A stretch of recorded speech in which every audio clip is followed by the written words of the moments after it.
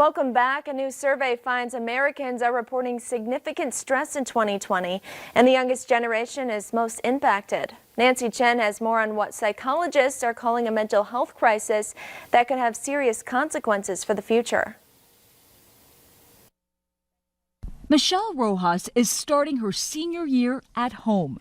The 17-year-old is learning virtually and missing her teachers and friends. Seeing them in person and having that structure where we would just eat lunch together every day, well, every weekday, and participate in the same clubs after school. 2020 has been stressful, and a new national survey shows Americans' mental health is suffering from all the tension.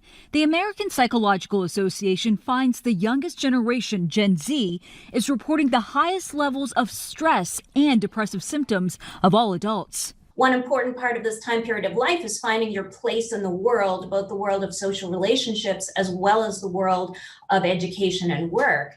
And this generation of young adults is really struggling. Adults ages 18 to 23 and teens ages 13 to 17 are considered Gen Z.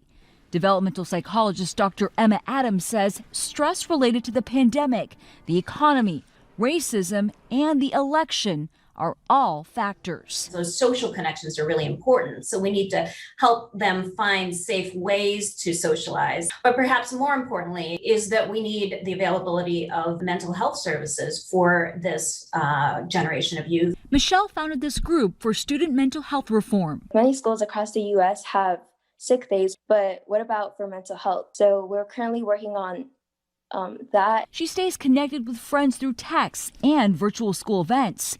She wants to become a psychologist to give back to her community. Nancy Chen, CBS News. The survey found overall nearly 8 in 10 adults say the pandemic has a significant source of stress in their lives, and 3 in 5 say the many issues the country is facing are overwhelming to them. And more than 500,000 Americans' lives could be lost due to COVID-19 by the end of February 2021.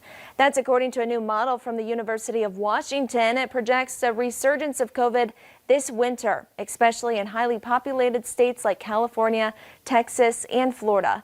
But the model also shows universal mask wearing could save nearly 130,000 of those 500,000 lives. More than 224,000 people in the U.S. have already died from coronavirus. And new research suggests convalescent plasma does not reduce the risk of death from coronavirus. In August, the FDA authorized the emergency use of plasma taken from the blood of recovered patients. However, last month, the National Institutes of Health said there is no evidence showing the use of plasma is effective.